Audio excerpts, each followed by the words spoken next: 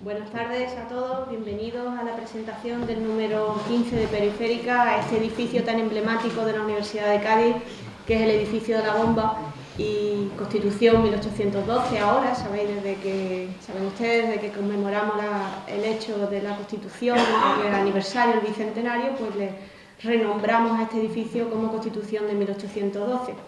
Es un edificio muy bonito, es un antiguo cuartel, algunos ya por aquí han estado dando un paseo y viéndolo, la mayoría de ustedes lo conocen, y es el edificio quizá más versátil de la universidad, donde hacemos muchísimas cosas, hacemos desde bailes, está Carmen por aquí, hacemos presencias literarias, hacemos conciertos, así que a todos bienvenidos y deseando verles cuantas veces quieran, porque esta es su casa, es la Universidad de Cádiz.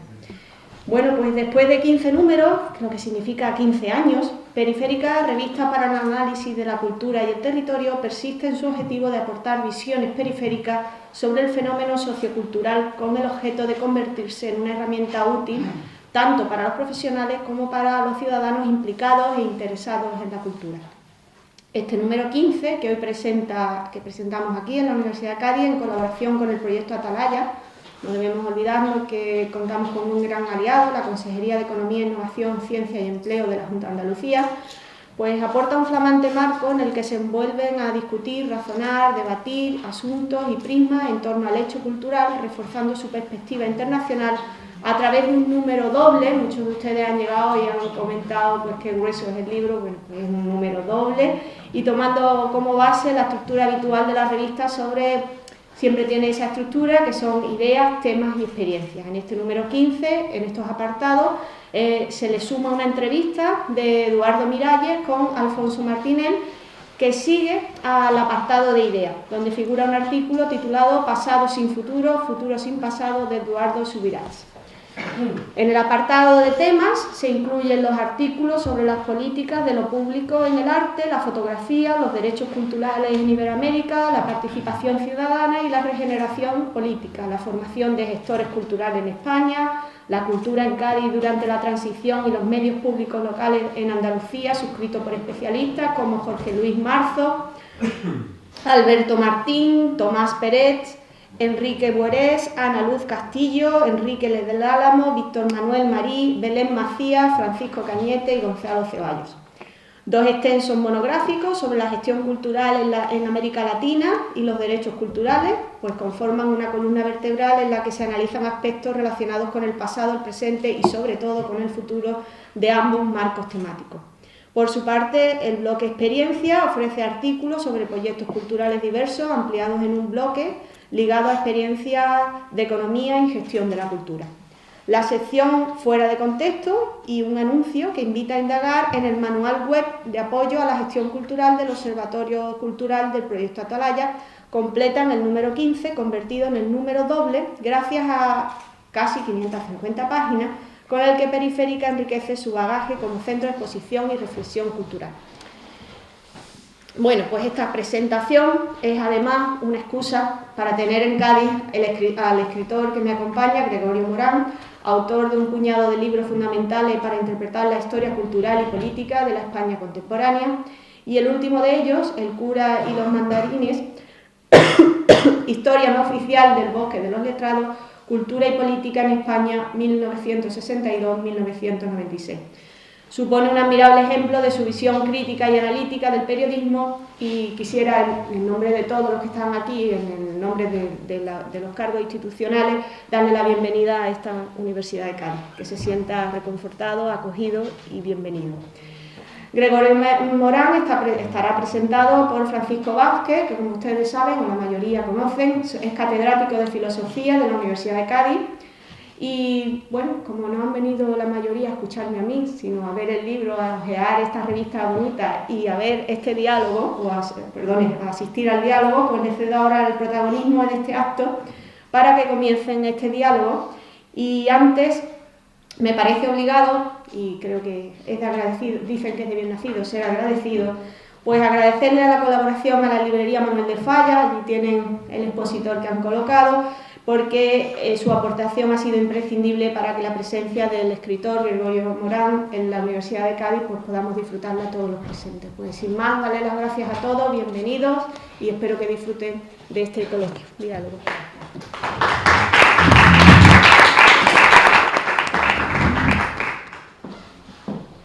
Bien, buenas tardes a todo el mundo.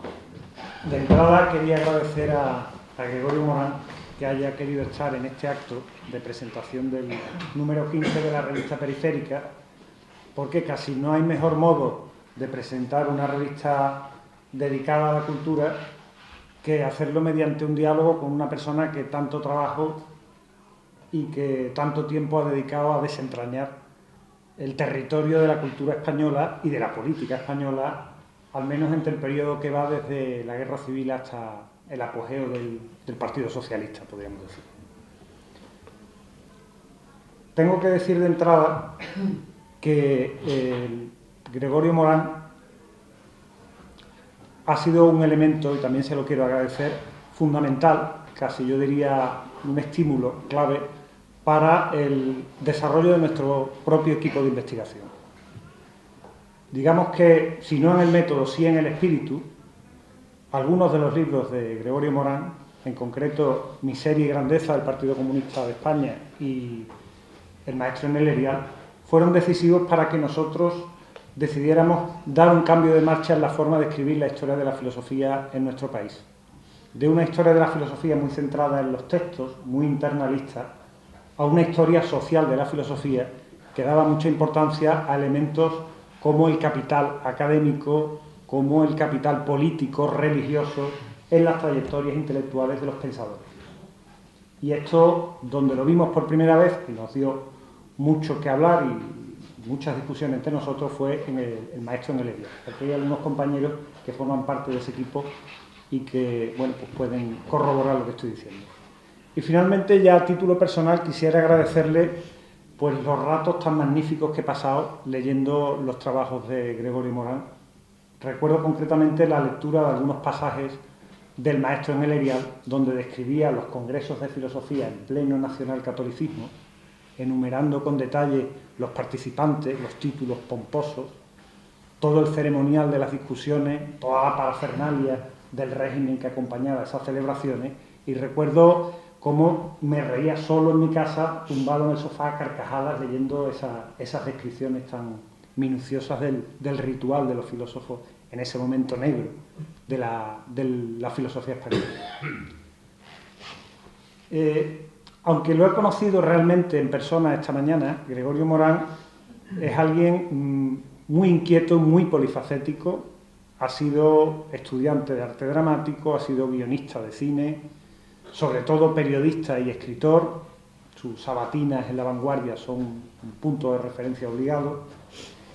Pero lo principal es que sus obras, y hago referencia solo a algunas de ellas, las dos biografías o los dos textos biográficos sobre Suárez, el libro clásico del precio de la transición, sobre la transición española, y los libros, los que he mencionado, de Miseria y Grandeza del Partido Comunista de España, El maestro en el Erial y este del cura y los mandarines, son obras que siempre hacen pensar.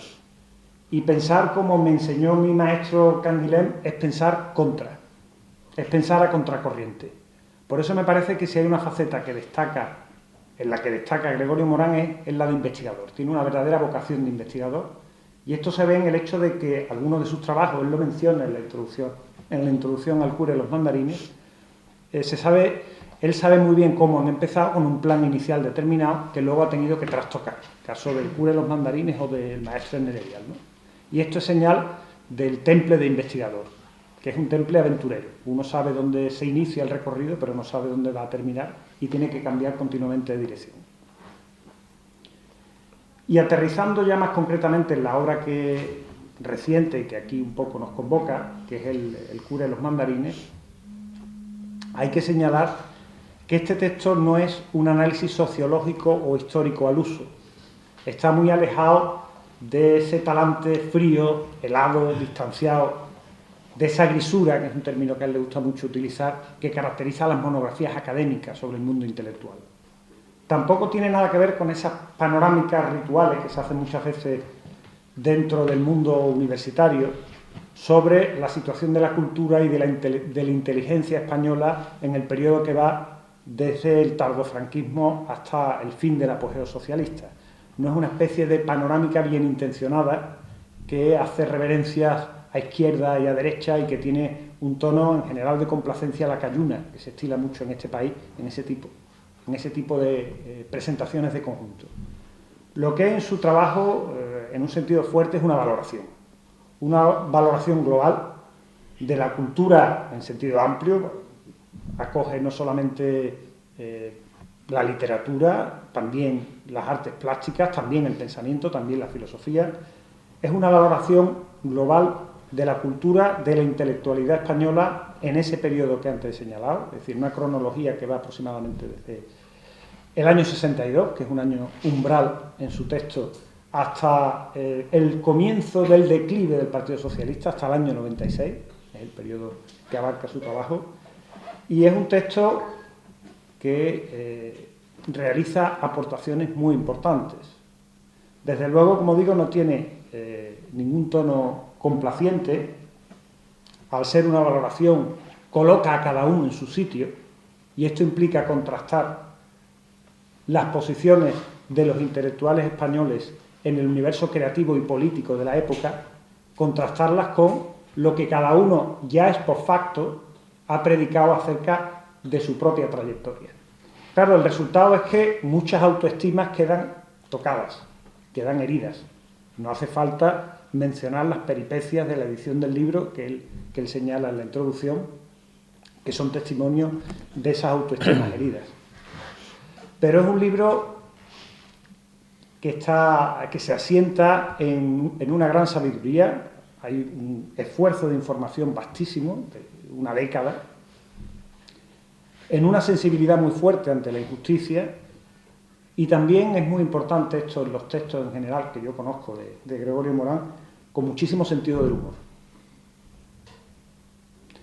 Esa combinación de ese triple temple que tienen sus libros, yo creo que le lleva también a realizar verdaderos descubrimientos como investigador. Por ejemplo, cubre lagunas que habían dejado a un lado los historiadores oficiales. Pienso, por ejemplo, es fundamental leer, además el libro, aunque tiene 800 páginas, se lee de un tirón perfectamente, pero quiero destacar, por ejemplo, el apartado que dedica en el segundo capítulo a la celebración de los 25 años de paz en el franquismo, que constituyen, esa celebración fue una especie de contraofensiva después de los ataques que el régimen había recibido en el 62, con la huelga de los mineros de Asturias, el contubernio de Múnich, etc.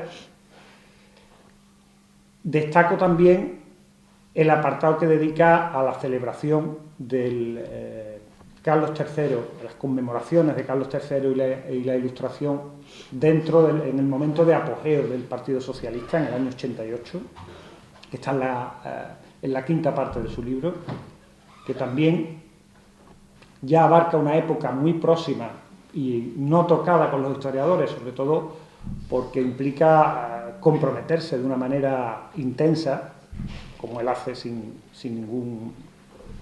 ninguna cortapisa. También el libro aporta una revalorización de autores que habían sido postergados o que al menos no habían recibido una ponderación adecuada. Pienso, por ejemplo, en Martín Santos, el capítulo que dedica a Martín Santos, autor de Tiempo de Silencio, el que dedica La gallina ciega a Max Aub, donde un poco refleja pues cómo el exilio y el mundo de los intelectuales del exilio estaba olvidado completamente dentro de la cultura del interior. Y luego el capítulo de Sacristán. Sacristán quizás no tan olvidado, porque tiene toda... Él dice que es una secta, es verdad que tiene toda una serie de seguidores fieles de Sacristán todavía hoy, en la actualidad, pero luego también rescata a algunos autores prácticamente desconocidos, que la censura en cuyo futuro creativo la censura había hecho estragos, como es el caso de Iturralde o de Manuel de la Escalera. El libro también entra decididamente a poner en entredicho una visión oficial que de la cultura del franquismo se ha dado en esa época, se ha dado la cultura del franquismo de esa época, una presentación de la cultura del franquismo que se resume en la fórmula de la oposición o la resistencia silenciosa, que es un término acuñado entre nosotros por Jordi Gracia y que Gregorio Morán en su ensayo lo que muestra es que en realidad es una coartada disfrazada de concepto, porque sirve para lavar malas conciencias de muchos de los participantes. De hecho, de la misma manera que en su ensayo se revalorizan todos estos autores que he mencionado, también se reajusta la evaluación de otros personajes que habían sido hasta ahora sobredimensionados. Caso, por ejemplo, en primer lugar, evidentemente, del duque de Alba o del cura Aguirre, que es como un poco el buque insignia que atraviesa todo el libro. Pero él muestra muy bien que en realidad, aunque sus compañeros de generación mandarines denunciaron esa deriva arribista del duque de Alba, en realidad era una manera de reprimir su propio pasado. Denunciando así al duque de Alba, reprimían o ponían en evidencia su propia conciencia de culpa. Es el caso también, todavía quizás yo creo que más clamoroso que el de Aguirre, el caso de Laín, el caso de la mendacidad y de la doblez de Laín, o en fin, el caso de Castilla del Pino y en otra medida del mismísimo Aranguren, que va a ser en la época en que el país se convierte, como él dice, en el intelectual orgánico colectivo de la transición, se convierte en el gran personaje. Dicho esto, me gustaría, para ya comenzar el diálogo y no hablar tanto acerca del libro y de su autor, pues ofrecer algunas pistas posibles de discusión, por si él quiere retomarlas o si quieren retomar aquí para luego participar los demás en el debate. La primera tiene que ver con la siguiente. Una de las tesis fuertes del libro es que en la intelectualidad española se produce una deriva conservadora e institucional después de una época, los años 60, de entusiasmo más o menos ingenuo y radical. A partir de los 70, pasada la gran resaca de la radicalización de finales de los 70, hay una clara deriva conservadora de integración en las instituciones, de mandarinato, en los intelectuales españoles de esa época. Entonces, la primera pregunta sería, ¿hasta qué punto ese fenómeno de quiebra del intelectual crítico es un fenómeno puramente español o se sitúa en un contexto europeo más amplio? Porque, por ejemplo, autores como Perry Anderson, en El viejo y nuevo continente, hablan de la quiebra del intelectual crítico como un fenómeno europeo, quizás no con la misma cronología que en el caso español, pero sí aproximadamente. Desde luego es claro en el caso francés, que es la cuna del intelectual crítico y universal, pues toda la pérdida o todo el desgaste del intelectual del 68 en Francia, que en cierto modo es paralelo al proceso que él describe en el caso español. Una segunda pista de posible debate o de posible discusión tiene que ver con lo siguiente. Gregorio Morán reconstruye muy bien ese escenario cortesano que constituye el mundo de los intelectuales españoles en los años 70 en adelante, donde parece que están todos infectados con una especie de, citando a mi compañero José Luis Moreno Pestaña, de virus gracianesco, de virus maquiavélico. Es un mundo de arribistas que compiten entre sí por medrar y por alcanzar las mejores posiciones, y eso lo contrasta con el olvido del universo intelectual de los exiliados. Los exiliados, prácticamente, hay un capítulo emblemático de esto, que es el capítulo de la gallina ciega, como Max Aub acude a una cena en casa de Javier de Salas y cómo se queda pasmado ante el absoluto desconocimiento del mundo de los intelectuales del exilio en España, cómo se instrumentaliza a los exiliados, por ejemplo, en la revista de Cela de Papeles de Sor Armadán, cómo utiliza las colaboraciones de los exiliados en su propio beneficio, pero el mundo de los exiliados aparece como, hasta cierto punto, idealizado. Es cierto que el libro no se ocupa del mundo del exilio. Entonces, ¿hasta qué punto también en el mundo del exilio, en menor medida, pero sobre todo donde había un conglomerado de intelectuales exiliados importantes, caso de México, que llega incluso a institucionalizarse en el Colegio de México, no hay también arribismo y no hay mandarinato, aunque quizás no es el asunto del libro, pero el efecto de ese contraste es que el mundo de los intelectuales del exilio aparece como idealizado frente a ese mundo tan mendaz de los intelectuales españoles. Y finalmente la última cuestión, casi de orden metodológico, que me interesa especialmente, es que, como antes he comentado, el texto, el ensayo de Gregorio Morán contrasta por su frescura, por su agilidad, con ese tono plomizo de los ensayos o de las monografías académicas en sociología o en historia sobre los intelectuales.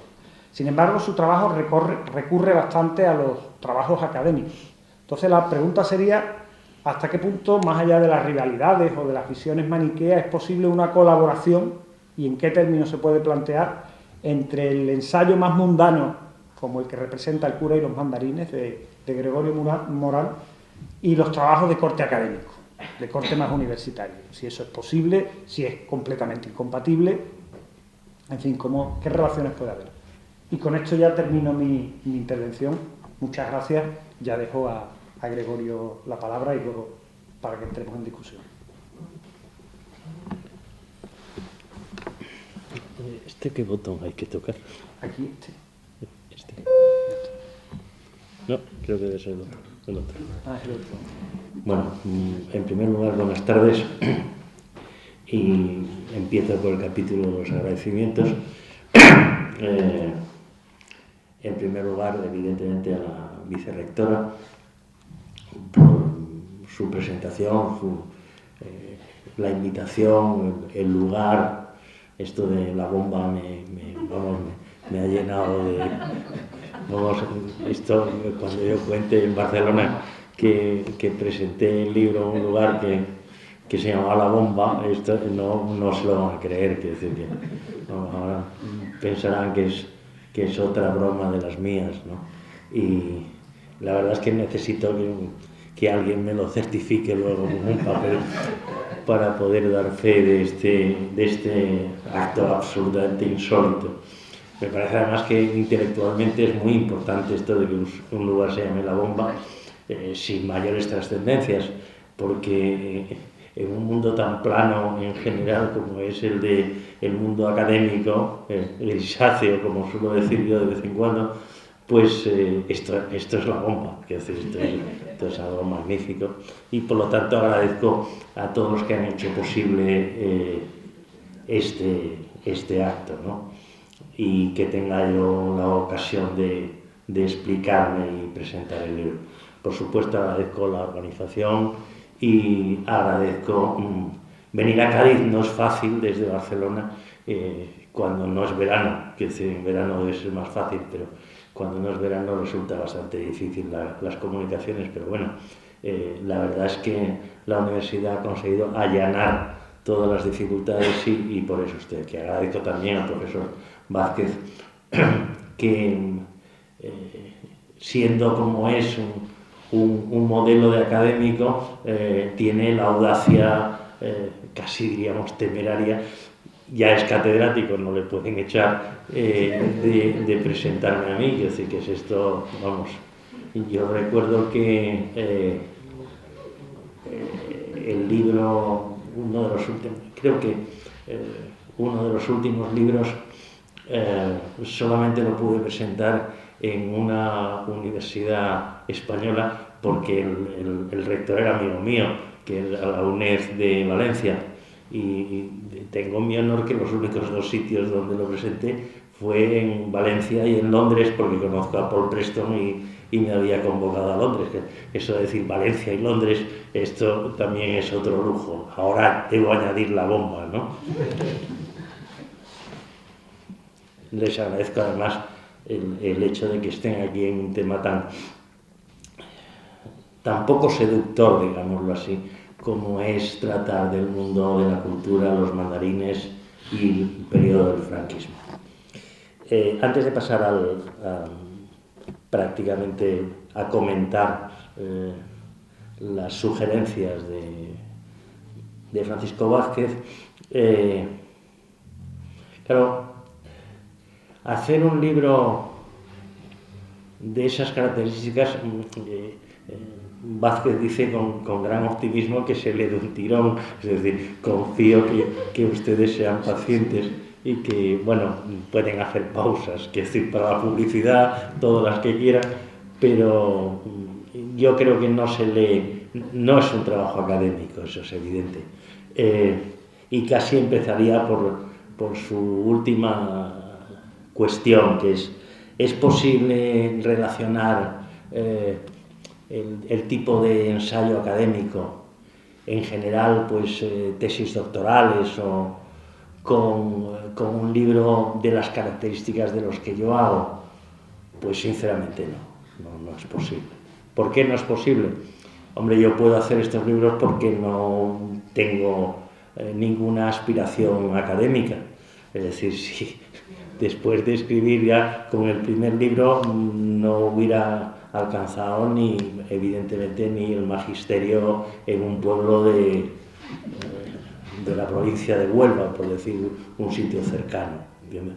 No hay ninguna posibilidad. El mundo académico está cerrado en sí mismo. Quiero decir, si hay una universidad que conozco bien, encerrada en sí misma, autosuficiente y constituyendo una casta pobre, quiero decir, porque hay casta de ricos y casta de pobres. Esta es una casta, la casta universitaria es una casta humilde en el sentido económico, no en el de la vanidad, por supuesto, y en el de sus propias autosatisfacciones, pero es una casta.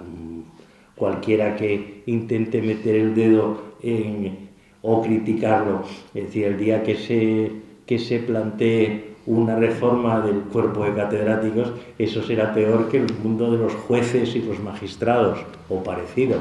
Es decir, un catedrático amigo me decía que la única solución para la Universidad Española, él que es un rector de una de las universidades, que es amigo mío, decía que la única solución era la ley Azaña. No sé si ustedes se acordarán de que durante la República la famosa ley Azaña del Ejército consistió en poner en la calle absolutamente a todos los militares, a la inmensa mayoría, y el que quisiera incorporarse pues ya se iba revisando sus casos en función de sus méritos y sus capacidades.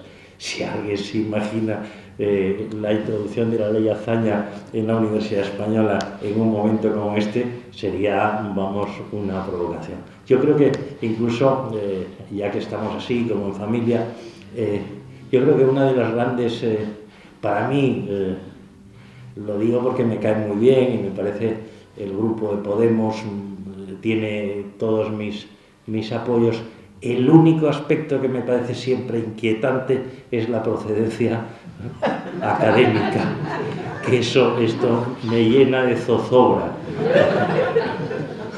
porque es digámoslo claramente, que es una mala educación para la democracia y la civilidad, pero bueno, se puede superar. Hay cosas mucho peores, los bancos, por ejemplo, y el mundo bancario, pero insisto en que yo esa mota la tengo ahí puesta, que decir que eso crea unos hábitos y un tono y unas costumbres que no son lo más susceptible de comportamientos democráticos y abiertos, ¿no? En El cura y los mandarines hay una cierta melancolía en el libro, que consiste, es el periodo, de alguna manera, sin darme cuenta, digo sinceramente sin darme cuenta, es la continuación de otro libro anterior que ha citado el profesor Vázquez, que era El maestro en el Erial, pero en principio no estaba pensado como una especie de continuación. Resulta que cuando lo hice me di cuenta de que hay una continuación. Si en el primero estudiaba la primera posguerra hasta el año 55 y la muerte de Ortega y Gasset, en este empiezo en 1962, que es un año mágico. El año 62 yo lo viví muy pequeño, evidentemente, pero fue un año cargado de historias que yo entonces tenía 15 años, no entendía muy bien, pero que, bueno, que soy asturiano, pues fueron las grandes huelgas de Asturias, las primeras, fue el contubernio de Múnich, que fue un hecho importantísimo, y luego incluso muy vinculado a nuestra ignorancia, ¿no? Si yo recuerdo los carteles de niño del año 62 por todo Oviedo que decía a la horca con los del contubernio, y lo de la horca sí sabía lo que era, pero lo del contubernio pues, tardé muchísimos años en saber qué era un contubernio y cuál era el contubernio, y cómo una de las cosas que caracteriza a mi generación, y me imagino hay aquí más de uno que pertenece a ella, era que no se podía preguntar nada. Entonces, claro, uno se quedaba siempre con las ganas de saber, de preguntar a alguien, oye, ¿y eso del contubernio qué es? ¿No? Había, siempre digo que había dos lemas puestos por las calles y pintadas que yo nunca logré entender hasta que ya fui mayor, ¿no? Estas dos cosas sí. Una era la de contubernio y la otra era una pintada falangista que se veía en todas las ciudades españolas, que decía viva el rey pero lejos, que de pequeños esto era absolutamente incomprensible, viva el rey pero lejos parecía que iba junto, no sabíamos viva el rey pero lejos, y como viva el rey pero lejos repetido parecía una historia como de Woody Allen, no sabía, viva el rey pero lejos, viva el rey, y venga a preguntar, entonces a preguntarnos a nosotros mismos, pero claro, ninguno de nosotros tenía la luz suficiente como para explicar eso. Primero, que era una pintada falangista, que estaba en todos los muros o casi todos los muros de todas las ciudades, y no, el rey, no sabíamos qué rey era, y el pero lejos menos. Si hay algo que caracteriza a nuestra generación, he de decir que ahora ya con la edad era en lo que más nos engañaron. Es que siempre nos decían, cuando seas mayor ya lo entenderás. Y yo llegué a mayor y entiendo menos de lo que entendía cuando era niño, ¿no? Entonces esta sí que es la mayor estafa de nuestra generación, que entendemos menos cosas ahora de las que entonces no entendíamos. 1962 es un año importante para la cultura española, además es el año que aparece una novela excepcional, que es Tiempo de silencio. Digo excepcional porque hay además un montón de leyendas y literarias y de autores. No sé si ustedes serían ahora capaces de leer a Gironella y las novelas aquellas de 1 millón de muertos, o como se llamaban, no me acuerdo, o Los cipreses creen en Dios. Pero yo, que no me queda más remedio que leer estas cosas para poder hacer el libro, me pregunto cómo era posible que leyéramos aquellas cosas. Y pienso que quizá muchos de los autores que ahora leemos o que están en el candelero o en el candelabro, como decía alguien, pues muchos de estos autores dentro de unos años nuestros nietos, si es que leen, pues se quedarán absolutamente sorprendidos al pensar cómo es posible que el abuelo leyera aquellas cosas, ¿no? 1962, insisto, además es el año de la boda de Juan Carlos y Sofía, que entonces no le dimos ni la más mínima importancia, incluso era un pequeño recuadro en los periódicos, no tenía demasiada importancia, y vaya si la tuvo. Los años 60 hasta 1969 y el estado de excepción de enero del 69, que en general no aparece tampoco en los libros de historia, el estado de excepción de 1969 fue nuestro equivalente a mayo 68 en negativo. Antes el profesor Vázquez me decía, se refería a mi aportación a los 25 años de paz, y es verdad. Quiero decir, no conozco, salvo en aquellas historias del franquismo de Ricardo de la Fierro y aquellas cosas, nadie de los que podíamos llamar historiadores progres y clásicos se ha detenido en los 25 años de paz, que son importantísimos. Es una contraofensiva ideológica y una compra de la inteligencia existente entonces, que tendrá connotaciones y consecuencias. Hasta 1969, aquel estado de excepción que lo generó el asesinato de un estudiante, Enrique Ruano, en Madrid,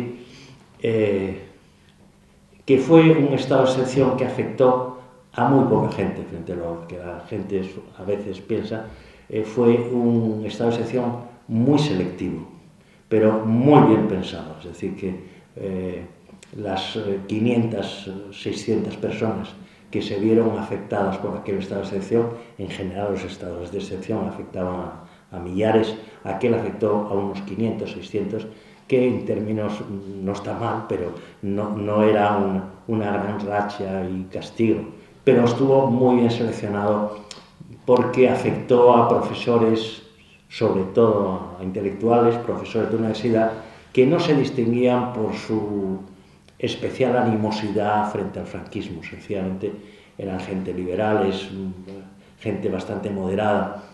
Evidentemente hubo bastante radicales también desterrados, pero fue un estado de excepción muy selectivo, preparando algo que entonces no intuíamos, que era la colocación en circulación de la monarquía de Juan Carlos, ¿no?, que se hará a finales de aquel año 1969. A veces recordar estas cosas tiene algo como si estuviéramos recordando la guerra de Cuba y el 98, pero las cosas son así. Los años 70, si los años 60 habían sido un impulso radical y sobre todo entusiasta, es decir, había la idea de que aquello se acababa, ¿no? Evidentemente no se acabó. Y los años 70 significan la moderación y la radicalidad, pero sobre todo la moderación. Y sorprende cómo vísperas de la muerte de Franco, y sobre todo inmediatamente después de la muerte de Franco, hay un efluvio radicalísimo en la inteligencia española realmente increíble. Es decir, pues, yo recuerdo, vamos, está en el libro detallado, pues algunos profesores que decían que la solución en España en el año 70, vísperas de las elecciones del 77, el 15 de junio, estábamos al borde de la dictadura del proletariado y la defensa del pensamiento de Mao Zedong y este tipo de cosas, que luego casi todo este personal muy radicalizado pasó al Partido Socialista, mucho más moderado, obviamente. No olvidemos que en la primera etapa, antes de llegar al poder, el Partido Socialista estaba muy a la izquierda en sus formulaciones respecto al propio Partido Comunista. Y aquí hay dos hechos importantes. Primero, las elecciones del 15 de junio del 77 pusieron las cosas, pues realmente trajeron un cierto realismo, es decir, la muerte de Franco no había significado ese impulso arrollador en la lucha por la democracia, y políticamente empezó una reconversión que se cerró, esa reconversión, en el intento de golpe de Estado del 23 de febrero, o golpe de Estado del 23 de febrero del 81, en el que entonces hubo una conversión masiva a la razón, a la moderación, a todo esto. Hasta tal punto que se puede decir que el 23F fue la demostración de nuestro fracaso más absoluto. ¿En qué sentido? No tanto como porque el golpe no triunfó, sino porque el golpe no triunfó gracias especialmente a fuerzas que no eran las nuestras, concretamente pues el propio ejército y el rey, que había animado y que luego frenó el golpe. Pero fíjense, hay una cosa, lo más llamativo del 23F es que nadie salió a la calle a defender la democracia. Es decir, y esto sí que es un hecho, es decir, que esa democracia del 15 de junio del 77 tenía un punto flojo, muy flojo. Es decir, que posiblemente sea uno de los elementos que estamos pagando en una situación como esta, ¿no? Es decir, cada uno defendía la democracia desde su casa, en el mejor de los sentidos. Llega el Partido Socialista. En los años 80, la victoria arrolladora de octubre del 82 en el campo de la inteligencia. Si en los años 70 la transición termina con la victoria del Partido Socialista en octubre del 82 y empieza evidentemente con la muerte de Franco, en el terreno de la inteligencia y de la cultura no hubo una transición, no se puede comparar, no van en paralelo la transición política y la transición cultural. La transición cultural había empezado muchísimo antes. La transición política, evidentemente, no empieza hasta que no muere el caudillo, ¿no? Pero en la cultural sí, había un proceso que venía ya de lejos. Ahora bien, el Partido Socialista fue muy importante en el terreno de la cultura, por un simple hecho, y con esto paso a responder las preguntas y luego, si les parece, pues abrimos un diálogo sobre las cosas que les pueden interesar. El Partido Socialista es la primera vez en la historia de España que un partido mima, entre comillas, a la inteligencia. Esto es algo inexistente en la historia de España.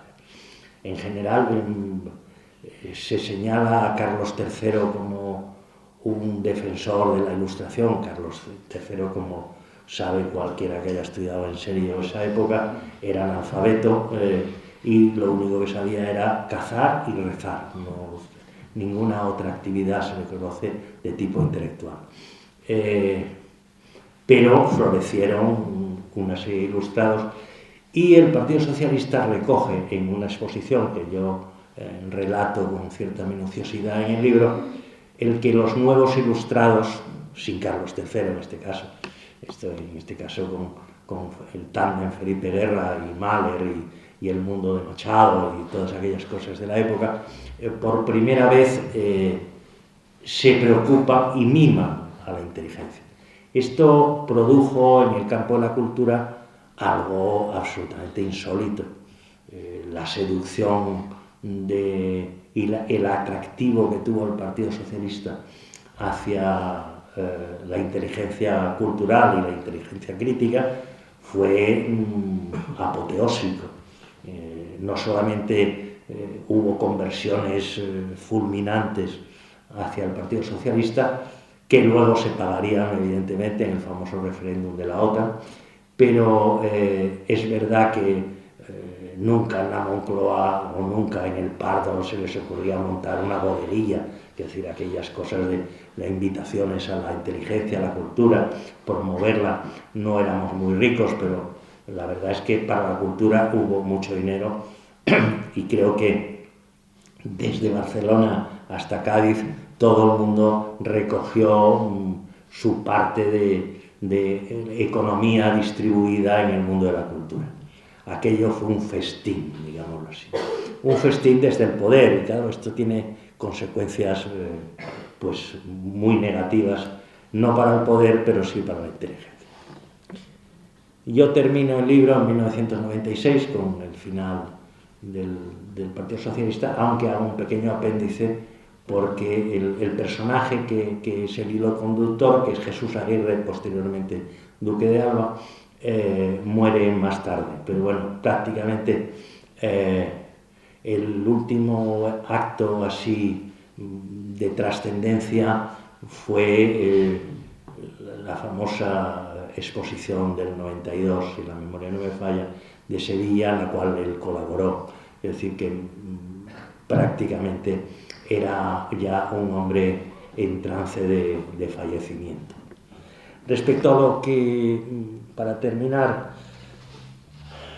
la quiebra del intelectual crítico, preguntaba, el profesor Vázquez preguntaba, ¿esto es un fenómeno típicamente hispano o es un fenómeno general?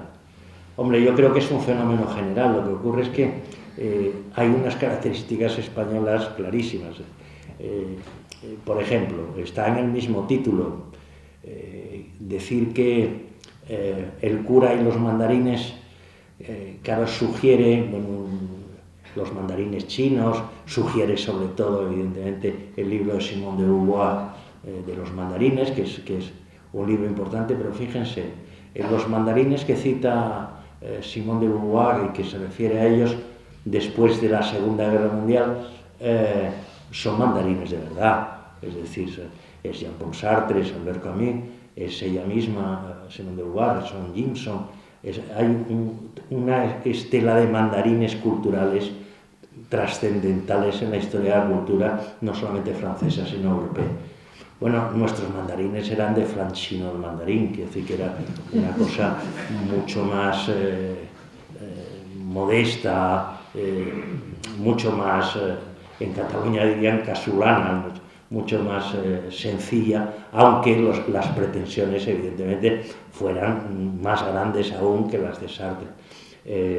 Entonces, por aquella época proliferaron las revistas que trataban de emular a l'État moderne y a las grandes revistas de la época en Francia, y que evidentemente quebraron en menos de un año la mayoría.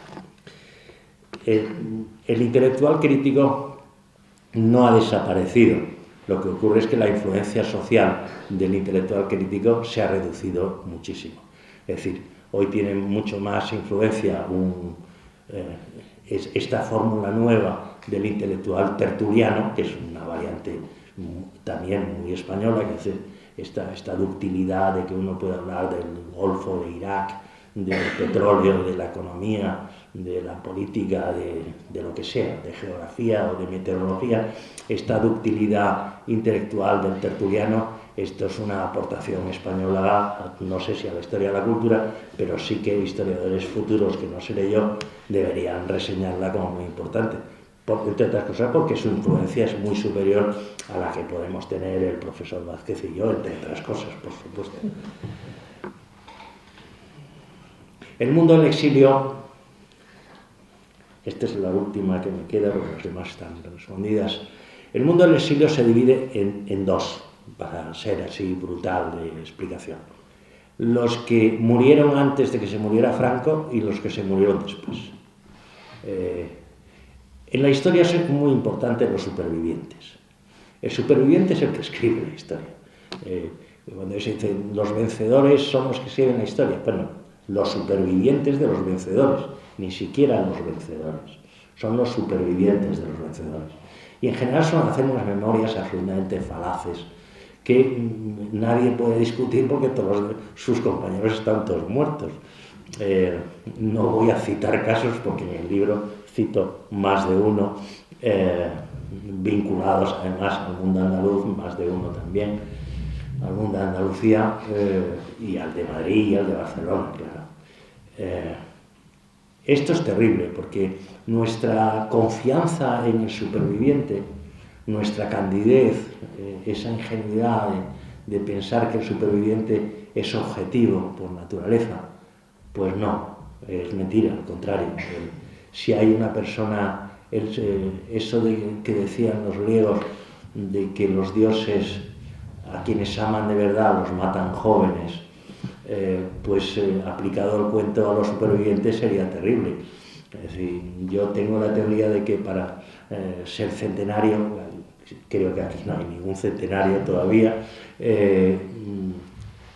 hay que ser muy buena persona y muy cándido y todo esto, uno no llega a centenario, ¿no? Es decir, para ser centenario se necesitan unas dosis de egoísmo en general considerables y que a uno no le afecten los dolores de los demás, los sufrimientos, en fin, la gente sensible no llega a centenario.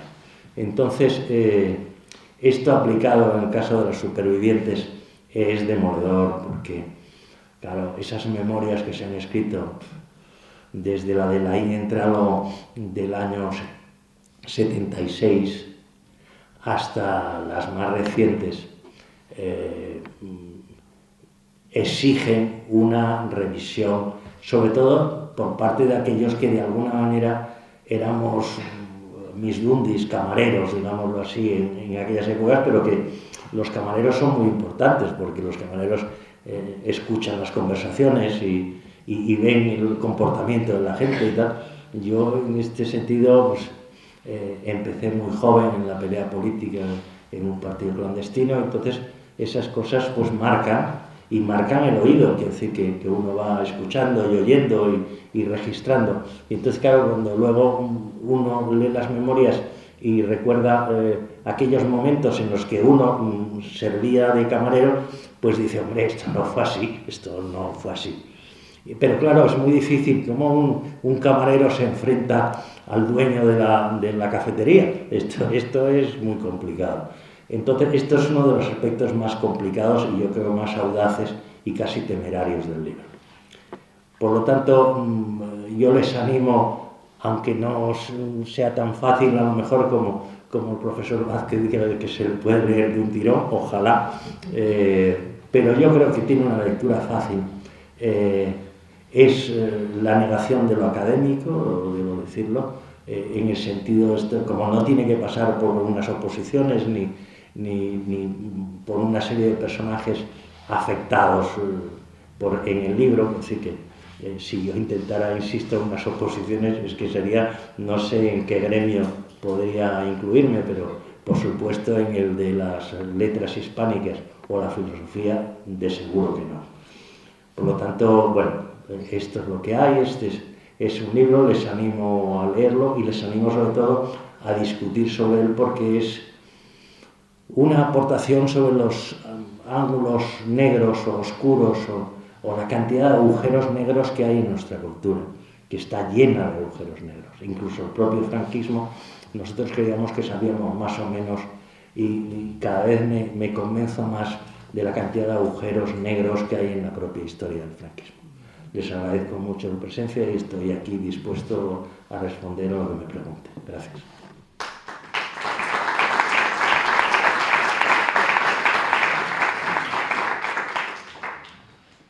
Bien, muchas gracias.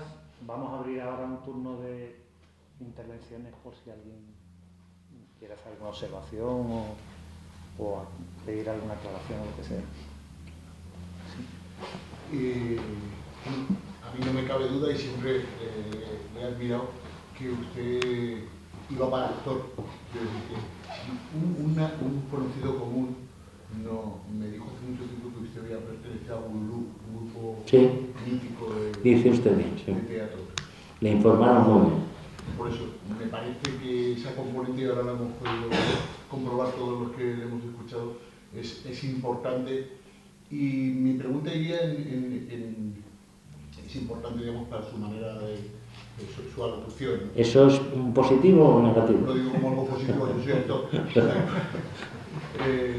Porque en el mundo académico y en la iglesia ya sabe usted que no estaba muy bien considerado de ser actor. Pero me parece que es fundamental en su trayectoria. ¿Se considera un periodista de investigación? Ya no tengo la edad, es decir, no tengo la edad. Yo empecé, hice trabajos de periodismo de investigación hace años, en el comienzo de la transición, pero no solamente hay un problema de la edad, hay un problema de que me gustaría saber qué haría ahora un periodista de investigación, es decir, un joven periodista de investigación, dónde publicaría, en internet, lo tendría difícil, porque este es otro problema, es decir, que los medios de comunicación han cambiado mucho, no solamente los periodistas de investigación han cambiado, eso ha cambiado menos, pero los medios de comunicación, lo menos que les interesa en este momento es investigar nada, cuanto menos se investigue mejor. Fíjese si esto será así, que la gente no se da cuenta de que nuestros periódicos, desde una fecha muy determinada, todos los nombres de todos los acusados, gángster, mafiosos, estafadores y tal, van en siglas. Es decir, es J.M.P.M. Esto, si alguien puede investigar sobre esto, sería alucinante, porque claro, usted leería, primero, que es imposible literariamente construir un artículo con siglas, punto, es decir, si no me dice cómo se llamaba, de dónde era, no sé si ustedes se fijan que las informaciones periodísticas en este momento no señalan ni de dónde es la gente, puede decir, han detenido a 4 moldavos, pues hay que fiarse, evidentemente, que yo no lo hago, de la policía o del que la da información, pero estamos en un mundo muy judicializado, el papel de los abogados es fundamental y por lo tanto el periodismo de investigación, tanto por parte de los medios de comunicación absolutamente acoquinados ante el peso de los abogados y luego escasamente interesados en que se investigue, empezando por ellos mismos, porque están en una situación económica digámoslo, subsidiaria, pues eso es muy difícil de mantener en este momento un periodismo medianamente, el periodismo de investigación. No se olvide que hay una ley que no hay ninguna posibilidad de cambiar, al menos de momento, porque ningún partido tiene el más mínimo interés. La ley de defensa del honor del mafioso o del honor del que sea, pero en general del mafioso que contrata excelentes abogados. Les recuerdo que esta ley, cosa que en general se olvida, la creó el gobierno de Leopoldo Calvo Sotelo para que los periodistas no pudieran referirse a los militares que habían hecho el golpe del 23F, y cuando los juzgaron, por lo tanto, tenían que tener en cuenta que tenían la espada de Damocles de esa ley encima de su cabeza. Esa ley, desde entonces, creada para ese juicio del 23F, ha durado hasta hoy, y entonces lo que ya no son militares, ni es todo el mundo, y entonces, pues bueno, periodismo de investigación, le insisto, ni tengo la edad ni hay posibilidades, y además ya creo que los periódicos no necesitan en este momento, o no quieren. Y yo creo que el público tampoco protesta demasiado, porque esto tendría que llenarse de cartas de protesta, como pueden detener en Marbella a 16 estafadores que se llaman J.A.M. Es decir, no, esto realmente es una irregularidad que no existe en ningún país del mundo, insisto. No hay ningún país que exista esto.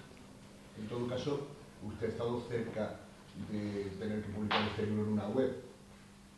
Casi, lo digo por... No sé, lo que hubiera hecho, no tengo ni idea, pero es verdad que está a punto de no poder publicar libros. ¿Sí? Le quería preguntar, Gregorio, si usted piensa que el grupo Planeta y el universo Lara, ahora de luto, ¿es un producto del festín socialista de los años 80? No. No, el Grupo Planeta es un producto empresarial, yo creo que magníficamente llevado, y que empieza en el franquismo, es decir, la acumulación primitiva de capital, para utilizar los términos clásicos, nace como una cosa tan obvia como la venta de enciclopedias. Ahí nace un emporio económico. Y luego, evidentemente, jugar con la suerte, jugar con el talento y montar una gran empresa. Una empresa que evidentemente tiene sus intereses y que, por lo tanto, intereses legítimos como empresa. Yo ahí no tengo más que atenerme al principio magníficamente interpretado por Marlon Brando en El Padrino, cuando Vito Corleone dice aquella de no hay nada personal, es simplemente una cuestión de negocio.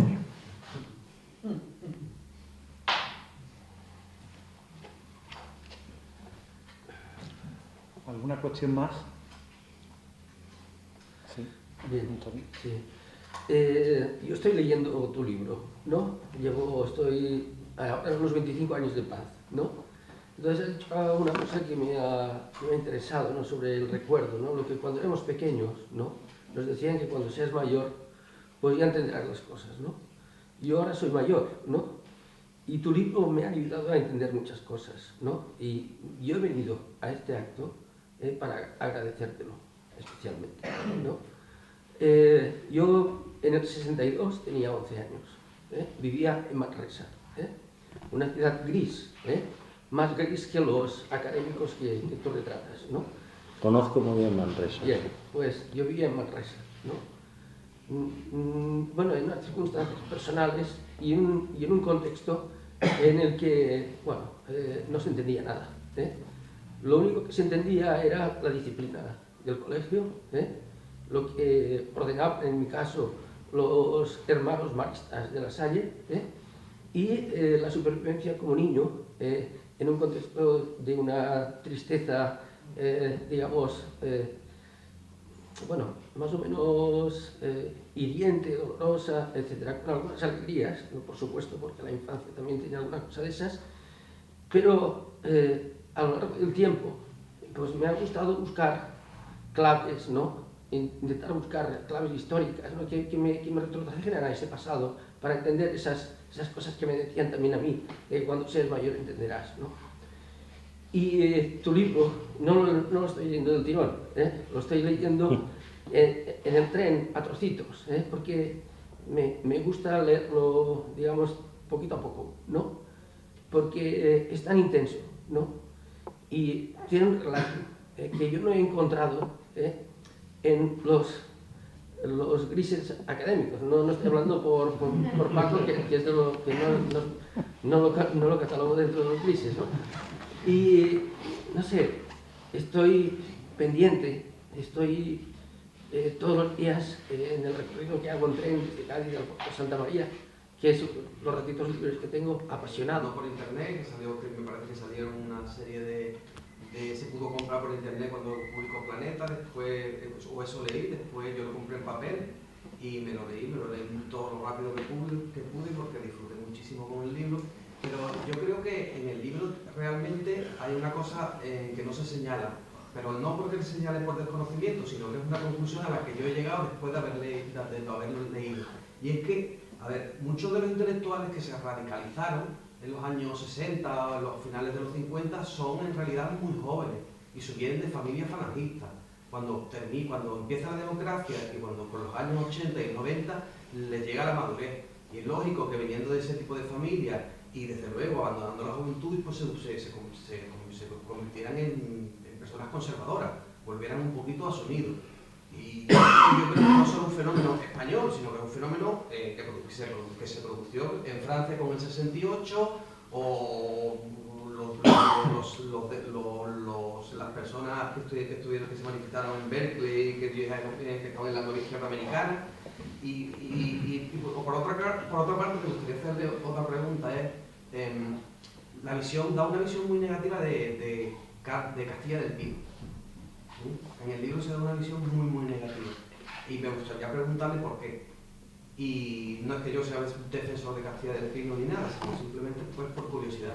Y por último me gustaría preguntarle si está escribiendo algún otro libro. Porque... Bueno, respecto a la primera pregunta, yo no creo que el condicionamiento de... No lo creo, usted puede pensar eso, pero vamos, yo no lo creo que el hecho de que las familias fueran de procedencia falangista, que en muchos casos no es así. Yo creo que ahí hay escasa diferencia entre los que procedían de familias falangistas o de familias represaliadas en general, porque casi todos en España tenemos la familia dividida, es decir, que había una parte de la familia que había perdido y otra parte de la familia que había ganado, y algunos habían perdido todos y otros habían ganado todos, pero es más infrecuente. En general, por las características terribles de los 3 años de guerra, las familias estaban muy divididas, ¿no?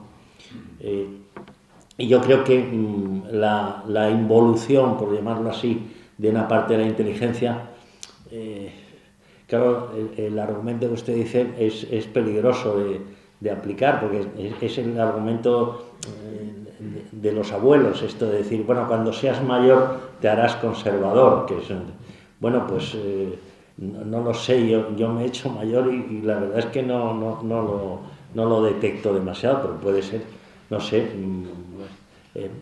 cuando uno se hace mayor se hace más cauto, se hace más, evidentemente tiene menos complejos y más desvergüenza, valga la expresión, más cautela en otras cosas. Pero yo creo que en el caso de los intelectuales ahí hay que contar una cosa que es muy importante, como en casi todo, que son los intereses. Es decir, que los intereses de la inteligencia española en los años 60 a los intereses de la inteligencia española, de la intelectualidad española en los años 80 son muy diferentes. Aunque sean los mismos personajes, los intereses son diferentes. No solamente porque se han hecho mayores, sino porque sus intereses directos han descubierto que pueden hacer cosas y que pueden institucionalizarse, que esto es muy importante. Es decir, esta institucionalización es algo inédito en nuestra historia. Es decir, porque el franquismo tenía un trato hacia la inteligencia absolutamente desdeñoso y despreciable. Pero el cultivo ya en el periodo del PSOE, incluso que continuó con el Partido Popular de otra manera, pero continuó, pues esto no es lo mismo aspirar a una cosa que te la concedan, es diferente, ¿no? Y respecto a lo de Castilla del Pino, yo creo que éramos amigos, es decir, yo le conozco bien. Yo creo que he tratado de explicarlo en el libro, los límites en los cuales se movía. Es decir, que, claro, es obvio que sus memorias, en muchos aspectos, siguen este contramodelo que criticaba yo antes. Es decir, que hay historias que son radicalmente falsas. Y el mundo de los psiquiatras es más complejo aún, es una tipificación del mundo de la inteligencia más complicada. Es decir, que cuando un psiquiatra miente, para ser exacto, no miente como un filósofo, miente de otra manera. Es decir, evidentemente tiene una experiencia, un bagaje y lo hace. Yo no creo que, yo soy bastante, creo que sí, duro con Carlos Castilla del Pino, porque fue un hombre que tuvo una influencia y ejerció una influencia importante, en muchos aspectos positiva, pero que en sus memorias dice, evidentemente se convierte en un personaje que no es él, que está haciendo un papel de superhombre que no corresponde al periodo a los que le conocimos y sabemos cómo era la historia. Entonces ahí volvemos al caso del superviviente, ¿no? Es decir, yo las páginas que dedica en sus memorias a ensañarse, por decirlo así, con gran habilidad, como lo haría un psiquiatra inteligente, de Luis Martín Santos, otro psiquiatra, otro tan retorcido como él, evidentemente, o más, a mí me parece realmente con un grado de obscenidad, porque no se puede decir eso, porque me consta que no es verdad. Entonces, yo lo único que le puedo decir es que hemos sido amigos. Evidentemente su institucionalización y la entrada en la Real Academia me pareció un ejercicio innecesario, y a él sí que él consideraba que era una cosa trascendental en su vida. Y no quiero ensañarme más, pero sencillamente cuando dijo aquella frase de que las oposiciones, la derrota en sus oposiciones a cátedra había sido más importante que el suicidio de sus hijos, pues hombre, eso no es... un psiquiatra sabe que hasta los lapsus tienen un significado.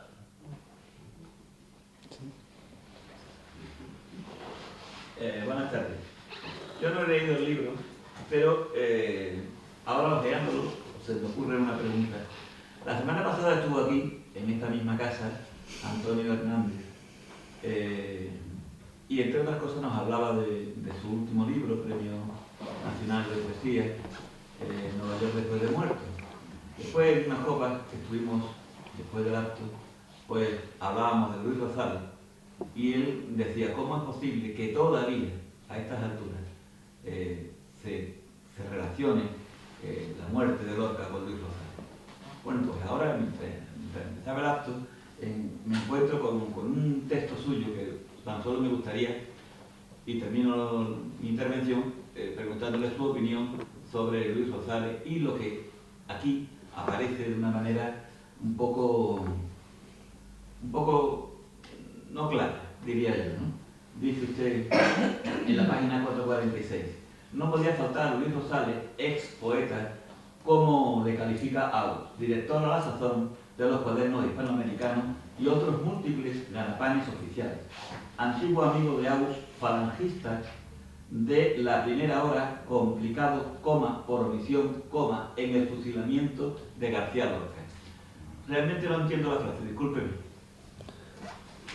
Bueno, no voy a hacer exégesis de un texto que es mío. Yo creo que la frase, como diría aquel humorista, el problema es el concepto. El problema es el concepto, no la frase. Vamos a ver. No hay nada que tenga que rectificar en esa frase. Nada.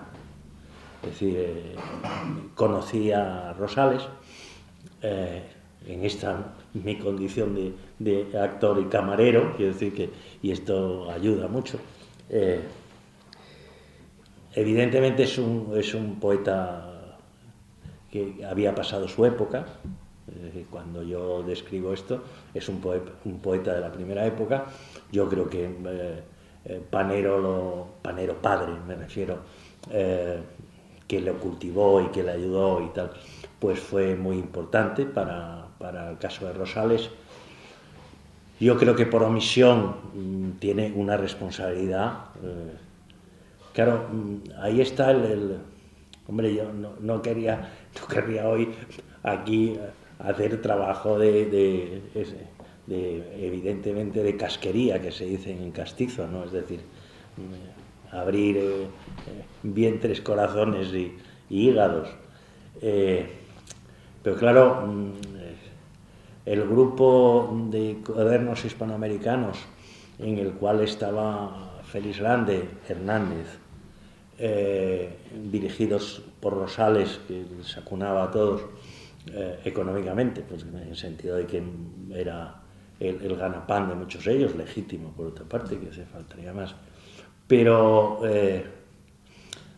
yo creo que Rosales es una figura que yo lo cito ahí porque la crueldad con Rosales no es mía, que yo la podría hacer también, sino de una persona que tiene muchísima más autoridad que yo, que es el caso de Max Shaw, que le conoció cuando empezaba y que le conoció pues siendo lo que era sobre todo. Quiero decir que el problema mayor, y esto sí que es una reflexión general, yo creo que en Ortega se decía aquello de que el estilo pues es uno de los lujos de un filósofo y que hay que escribir bien.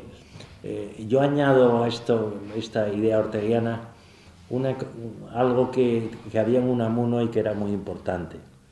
El valor físico es una categoría intelectual. Y yo creo que esto es algo que no le hemos dado suficiente importancia. Sirva esto para decir que el caso de Rosales no cumplía esta categoría. Era un poeta menor, era una buena persona, pero en aquellos momentos yo creo que, igual que Laín Entralgo, al que citaba antes el profesor Vázquez, ese rasgo de la ausencia absoluta de valor llevaba en ocasiones a la indignidad. Creo que haber respondido. A ver, Jorge. Yo quería retomar una pregunta que le hizo antes Francisco Vázquez sobre la cuestión de la oposición entre lo académico y el ensayo, ¿no? Como el Julio Magdalene.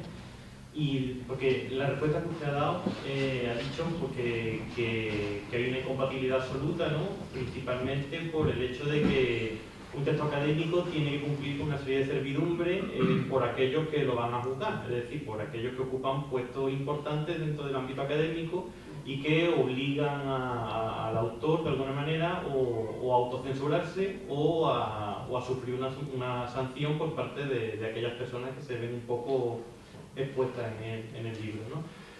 Es verdad que eso es una dimensión que existe en el mundo académico, que está, pero hay otro requisito u otra dimensión que están presentes también en los trabajos académicos que no tienen que ver con esa, ¿no?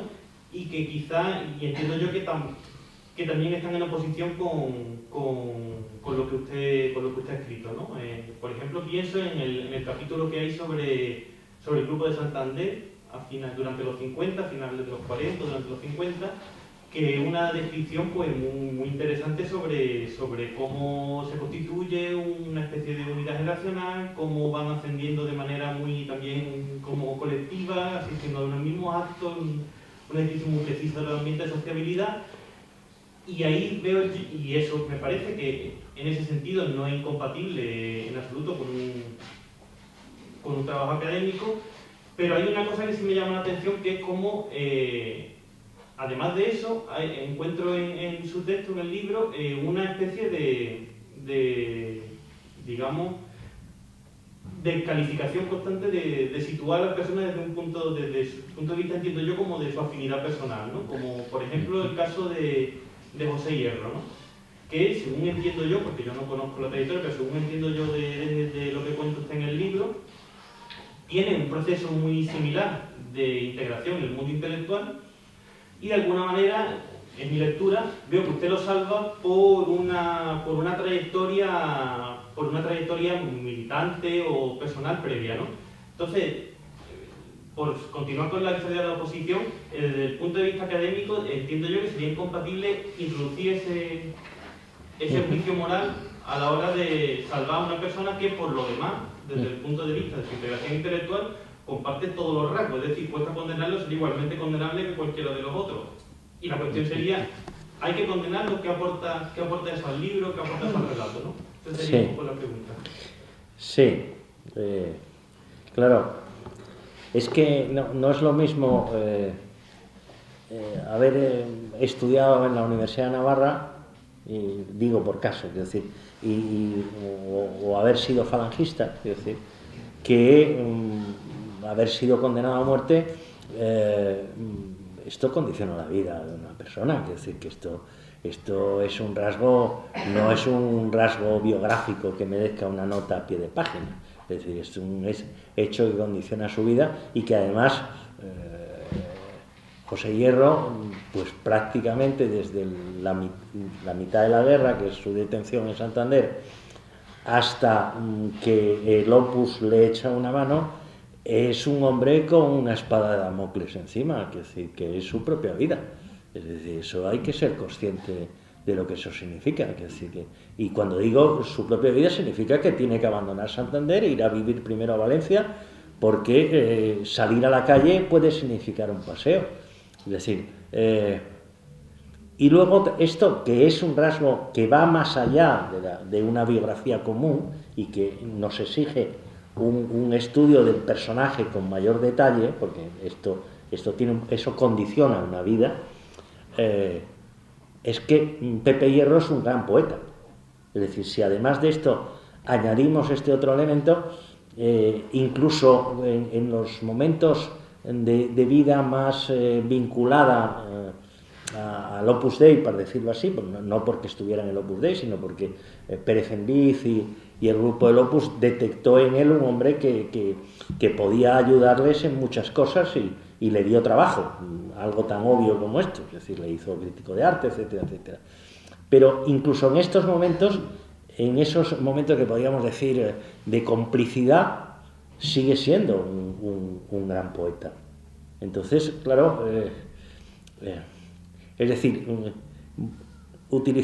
recogiendo su pregunta sobre Rosales, es algo que a Rosales no le ocurrió nunca, ni cuando era falangista ni cuando dejó de serlo. Es decir, y esto no es una apreciación personal, es una apreciación, podríamos decir que a lo mejor es que yo no valoro lo suficiente como valora Hernández o Félix Grande la poesía de Rosales. Pues puede decirlo, pero hombre, no hay color, aunque eran amigos por otra parte, pero no hay color. Pero es importante el elemento humano. Y yo le pregunto ahora, volviendo o reflexiono sobre su pregunta, es que el elemento humano en unas oposiciones académicas, me imagino que se lo come usted con patatas. Es decir, porque lo primero que le van a decir es, pero bueno, ¿esto qué es? ¿Un juicio objetivo? Es decir, ¿en qué está basado? Bueno, está basado en que pasó cárcel y que hizo unos poemas muy buenos. Pero bueno, esto, es decir, por ejemplo, esta obsesión típicamente hispana, de tradición neoscolástica, por las notas a pie de página, que es una exigencia típicamente hispana, es decir, los anglosajones, sobre todo en Gran Bretaña, se puede hacer un ensayo o se puede hacer lo que hacía Lytton Strachey en historia, se puede hacer sin nota a pie de página, es decir, personajes victorianos, o aquel libro precioso de historia de Inglaterra, no tiene ni una maldita nota a pie de página, y es un clásico de la historia británica. Esto aquí sería imposible, es decir, esto no se ha hecho desde... ¿Por qué? Porque el mundo académico se echaría encima, es decir, vamos a ver, le puedo decir, salvo casos honrosísimos, como el amigo y profesor Vázquez, mi libro no figura, ninguno de mis libros figura en ninguna de las tesis como bibliografía, es decir, ninguno, vamos, es decir, puedo decir que incluso sea malo, bueno, regular, es decir, sobre el PC desde 1939 no hay otra cosa, es decir, no hay estudios parciales, pero no hay otra cosa, es decir, que o lo metes o te fuerzas a sacarlo. Bueno, pues no figura, lo cual me importa un comino, es decir, no tengo ninguna... ¿Por qué? Y se lo puedo decir porque hay algún caso que conozco de... Alguno lo ha metido y le han obligado a sacarlo, es decir, porque no reúne las condiciones académicas. Y le podría decir nombres en privado, obviamente porque no quiero estropear la carrera de ningún futuro catedrático. Pero es verdad, es decir que... Pero en este sentido podemos coexistir sin ningún problema. Es decir, yo creo que lo que decía antes el profesor Vázquez tiene razón, quiero decir que para mí son fundamentales una serie de trabajos académicos, el suyo sin ir más lejos, quiero decir que trabajos de concepción académica, aunque el suyo no sea un modelo de la concepción académica clásica y que sus problemas le habrá generado y le generará en el futuro. Pero podemos coexistir perfectamente. Pero ¿qué ocurre? Claro que es que de una tesis doctoral, pues se lo digo clara y rotundamente, es decir, pues yo puedo utilizar 3 páginas, pero tiene 400. Pero si no tiene las 400, no cumplirá las normas de... Es decir, hay, por ejemplo, sobre las relaciones entre los intelectuales y la CIA, concretamente, hay un libro que yo no incluyo en las referencias que he hecho por una joven profesora en Barcelona, de procedencia polaca, que yo no lo incluyo en mis referencias iniciales del libro este El cura y los mandarines. ¿Por qué? Es que es un libro tan absolutamente académico, es decir, que se hace imposible, es decir, ya hay otros libros hechos con mayor frescura y, claro, si son tan, no grises, sino plomizos, se hace muy difícil el trabajo con esos textos. Entonces, aquí hay una tradición neoscolástica según la cual escribir bien es malo. Y esto se explicó con el caso de Ortega y Gasset. Es decir, hubo toda una campaña contra Ortega y Gasset porque escribía bien. Es que es una cosa impresionante. Es decir, esto existió una campaña, como hay un filósofo que escribe bien, es un tipo que había la tradición escolástica, significa que evidentemente, no sé, de ahí el sueño del problema de la autenticidad y Heidegger, ¿no? Es decir, esto, aunque la gente no lo entienda, es lo que se debe hacer, ¿no? Bueno, pues esto es un problema, es decir, es demasiado claro. demasiado claro. Pues esto es un problema académico, insisto, muy referido a España. Es decir, en otros lugares, pues el intento de publicar, por ejemplo, las tesis doctorales es terrible, claro, porque una editorial aborda un texto académico y se encuentra que tiene que podarlo, que tiene que... Y claro, esto es y en ese problema, en ese momento, se considera que el texto académico baja de nivel, porque le falta la bibliografía. Claro, ahora ha entrado Internet y esto ha complicado mucho las cosas. Internet ha complicado mucho las cosas, porque claro, la bibliografía ahora es darle un botón y lo único que puedes es quitarla, no tienes que sumarla. Es decir, hoy día las bibliografías en Internet son infinitas. Yo sé que, vamos, no hay nadie capaz de leer la cantidad de libros que se incluyen en una bibliografía académica. Imposible. Se lo digo yo que vivo de esto. Es imposible leer todo eso. Pero se pone, porque como dio la casualidad de que alguno de los que forma parte del tribunal haya escrito un pequeño artículo en una revista, evidentemente que lee él y su familia, pues esto es un hundimiento, esto es un hundimiento. De verdad se lo digo, se juega usted se juega usted el puesto. Y le puedo citar casos como el de Mainer, etcétera, que es verdad, es decir, que como no se cite todos los textos que él ha publicado, aquello no avanza. Y si no avanza, dedíquese usted a otra cosa. Entonces, claro, no es el problema de lo académico y el escribir bien, no, es una especie de deficiencia del mundo académico hispano que consideró, a partir del neoscolectivismo del periodo franquista sobre todo, que escribir bien es rebajar el pensamiento. ¿Y qué pasa? Claro que da el drama de que Ortega Gasset queda como el único de toda una generación, porque todo esto lo intenté explicar en El maestro en el Erial de la mejor manera posible, con una indignación académica que para qué le voy a contar. Es decir, que es un libro absolutamente vetado en el mundo académico, como muy bien sabe el profesor Vázquez. No hay incompatibilidad, lo que hay es realmente una incomprensión absoluta con un detalle que es significativo de los últimos años: la obsesión académica por hacer artículos de periódico. Esto es otra de las cosas, es otra novedad de la inteligencia hispana.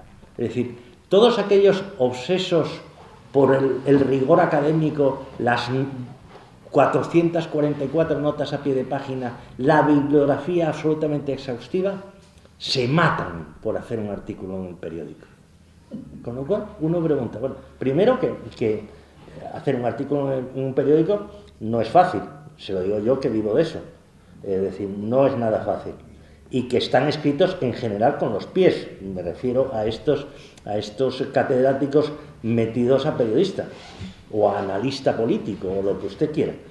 Pero revela, el profesor Castilla del Pino haría un análisis muy brillante de esto diciendo, claro, esto es un modelo de frustraciones clarísimo, que necesita que le lea alguien más que sus alumnos.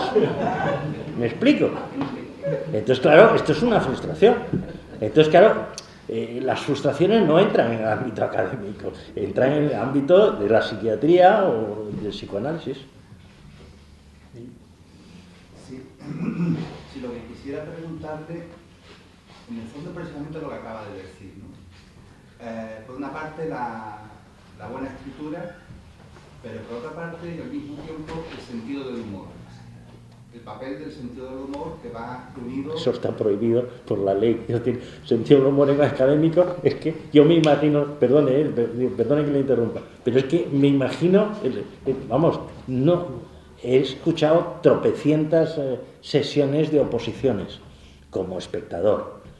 Y vamos, como alguien... Fíjese, le añado una cosa. Yo he sido juzgado varias veces, siempre evidentemente por razones de periodismo. Y lo primero que a uno le explica al abogado es genial, porque siempre me pareció un rasgo, siempre, si el abogado es bueno, que es el que lleva tu defensa, te dice, ni una broma ni una ironía. Punto. Siga. Es fundamental para criticar al poder el sentido del humor, es una herramienta más, lo sabemos, ¿no? Yo cuando he leído su libro, El cura en los mandarines, lo he apreciado. Posteriormente, porque no lo he leído después, El maestro en el Real, también he apreciado en algunos momentos, el salvaje desde el principio, ¿no? Esa crítica a través del humor. Y no era una pregunta, era sencillamente constatar esto, el sentido del humor, que es fundamental, no solo para el escritor, sino también para el lector. ¿En qué sentido? En muchos capítulos de esos dos libros, en muchos párrafos, la sensación de desesperación que el lector puede encontrar es alta. Y a veces ese sentido del humor, de alguna manera, pues también protege al lector de ese páramo, ¿no? No solamente está le recuerdo, si usted está en el campo de la filosofía... no, el campo del mundo medieval, historia medieval. Le recuerdo, fíjese, es significativo, en la historia de la filosofía, que yo sepa, solamente hay un libro dedicado a la risa, que es el que hizo Bergson. No hay ningún otro libro. Y esto es significativo, es decir, que hay en toda la historia de la filosofía sobre la risa y por lo tanto sobre el humor está esto, es decir, el mundo académico es como hacer chistes en la iglesia. Oiga, mire, es que hay cosas, es decir, los rituales impiden hacer, porque sería, aquí todo el mundo, evidentemente, todo el mundo es Charlie Hebdo, pero como se haga determinadas bromas, hasta ahí no pasa. ¿Entiende? En mi opinión, la gran novela de Humberto Eco, El nombre de la rosa, gira precisamente en torno a eso. Acuérdese además de las reacciones académicas al nombre de la rosa, es decir, que fueron terribles, vamos, cómo se atreve a burlarse de los personajes que se pueden identificar, a hacer una broma sobre Ockham. Hombre, esto no puede ser. El humor... Yo creo que hay campos que no admiten el humor, y el campo académico, lo siento, pero es uno de los campos en los que el humor es imposible. Ojo, si uno llega a catedrático e incluso llega a académico, puede hacer bromas con sus alumnos medidas, medidas. No vaya a ser que un alumno vaya y cuente la historia y se complique. Pero al final es el poder, en definitiva, el que no admite la broma. Claro. La institución, para ser exacto. Es decir, la institución, una institución que admita las bromas, es que, perdone, es que eso complica, es que eso no puede ser. Es decir, si algo tiene una institución es que se la tome en serio. Es decir, ¿qué es lo que más irrita en el caso de Charlie Hebdo por parte del yihadismo? Que se está tomando a broma una cosa que es muy seria. Entonces, ¿y quién decide lo que es serio? Pues una institución decide lo que es serio y lo que no es serio. Dos preguntitas. La primera un poco ingenua, y yo creo que usted la ha contestado en parte, que se encuadra este libro dentro del movimiento que hay ahora de revisión histórica del periodo de la transición, ¿no? Y la segunda es si espera una contestación en forma de otro libro, de qué sector, no personalmente, sino de qué sector, de qué podría venir. Las dos van enlazadas en esa historia, ¿no? Hombre, yo estoy seguro, haciendo una ironía sobre el asunto, siempre que uno hace un libro de estas características, pues hay siempre un académico que le hace el favor al afectado. Es decir, yo, vamos, hablando claro, pues cuando salió El maestro en el Erial, como había personajes afectados y sobre todo a la familia de Ortega y Gasset y sus hijos y pues entonces apareció ya un académico, y en este caso dos, es decir, primero el profesor Avellán, que no se distingue por demasiadas luces, y luego Jordi Gracia haciendo un libro de encargo, es decir, la Fundación de Ortega y más la Fundación Marc, que ahora tienen relaciones estrechísimas, porque si no hubiera quebrado la Fundación Ortega, hicieron un libro de encargo sobre Ortega, la biografía canónica. Pero fíjese, es decir, que es un libro en el cual ni siquiera en la bibliografía aparece el maestro Melerial, por supuesto, no existe. Lo cual es legítimo, pero siempre aparece alguien que le hace... No los favores se pagan, eso es verdad. Pero saldrá, quiero decir, esto no es un problema ni que me inquiete, ni que me preocupe, pero las vacunas del mundo académico existen, vaya si existen, quiero decir, clarísimas. Y entonces se vacunan de esta manera, quiero decir. Además, produce una autosatisfacción, pues encontrar un libro. Ortega había alguna biografía menor, pero no existía ninguna biografía canónica. Entonces, pues, en el fondo uno se siente orgullosísimo de que gracias a sus libros aparezcan biografías canónicas. Pues está muy bien. Es decir, que bueno, eso facilita el mundo editorial, facilita que los profesores pues tengan más recursos y que los estudiantes no se empeñen en ironías y sarcasmos. Sí, Carmen. Bueno, sobre todo, muchísimas gracias por su trabajo, por estar hoy aquí, y permítame, don Gregorio, que lo piropee, para que ya sea completo. Bueno, ahora está prohibido, ya saben. Pues perdón, ahora está prohibido, van a prohibirlo al menos. Usted me lo va a permitir, ya se hace completo el lote, la bomba, Cádiz, y también ni me preguntaron ni nada, podrá decir, me piropeó esa señora. Bueno, pues este piropo que le voy a improvisar, quiero que se relacione con alguien para mí muy querido del mundo del teatro, precisamente, que es Antonín Artaud. Antonín Artaud soñó, escribió, pensó, vivió eso que él llamó del teatro de la crueldad. El teatro es su doble, conocemos su obra. Bien. Y justamente cuando se le lee con esa maravilla, con todo ese sentido del humor, ese buen hacer, pero qué duda cabe, ¿no?, que sabe señalarnos, subrayar justamente algo muy importante, ¿no?, y es la crueldad que teje la historia, ¿no?, que está ahí, ¿no?, con esos hilos. Y eso lo relaciono justamente con ese proyecto de Artaud, del teatro de la crueldad, que nos hace ver que bien, siendo dulce, magnífico, iluminador, esa crueldad que habita la historia. Entonces el piropo dice así: lo que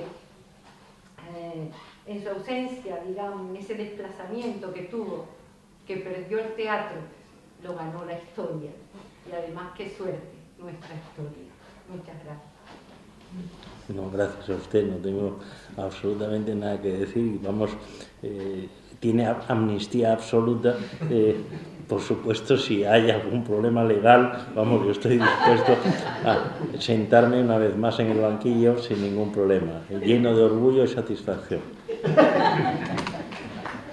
Bien, muchas gracias. Vamos a dejarlo aquí. Muchas gracias por su asistencia y por su interés. Y por su paciencia, que han estado hasta el final.